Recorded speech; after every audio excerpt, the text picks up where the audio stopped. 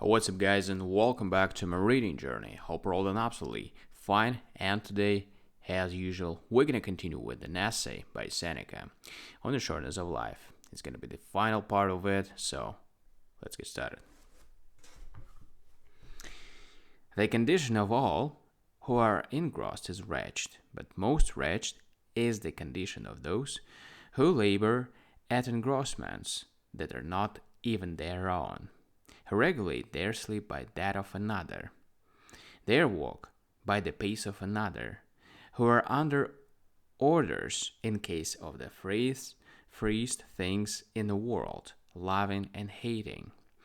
If they wish to know how short their life is, let them reflect how small a part of it is their own. And so when you see a man often wearing the robe of office, when you see one whose name is famous in the forum, do not envy him. Those things are bought at the price of life. They will waste all their years in order that they may have 1 year reckoned by their name. Life has left some in the midst of their first struggles before they could climb up to the height of their ambition. Some, when they have crawled up through 1,000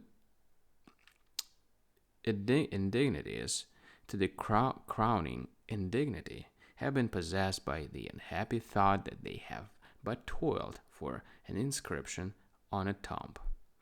Some who have come to extreme old age while they adjusted it to new hopes as if it were youth, have had it fail from sheer weakness in the midst of their great and shameless endeavors.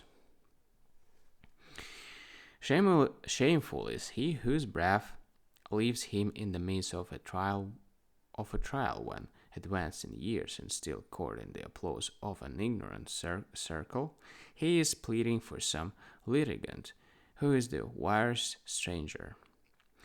Disgraceful is he who, exhausted more quickly by his mode of living than by his labor, collapses in the very midst of his duties. Disgraceful is he who dies in the act of receiving payments on account, and draws a smile from his long-delayed hair. I cannot pass over an instance which occurs to me. Sextus Tyrannius was an old man of loving tested diligence, who, after his 90th year, having received a release from the duties of his office by Gaius Caesar's own act, ordered himself to be laid out on his bed and to be mourned by the assembled household as if he were dead. The whole house bemoaned the leisure of its old master, and did not end its sorrow until his accustomed work was restored on him. Is it really such pleasure for a man to die in harness? Yet very many have the same feeling. Their desire for their labor lasts longer than their ability.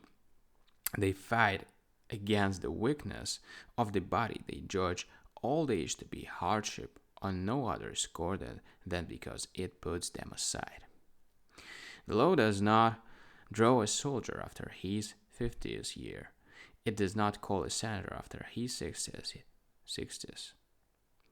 It is more difficult for men to obtain leisure from themselves than from the law.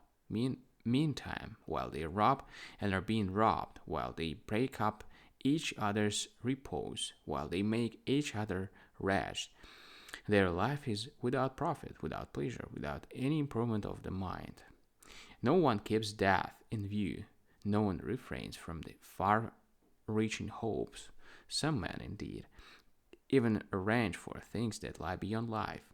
Huge masses of tombs and dedications of public works and gifts for the funeral pyres and ostentatious funerals. But in very truth, the funerals of such men ought to be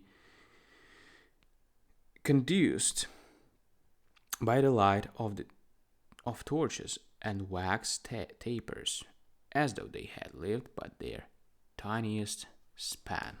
Alright, guys, we've done with this book again. And I'm gonna pick the new one, but yeah, I'll let you know tomorrow. Thank you for joining me in this video. See you tomorrow. Bye.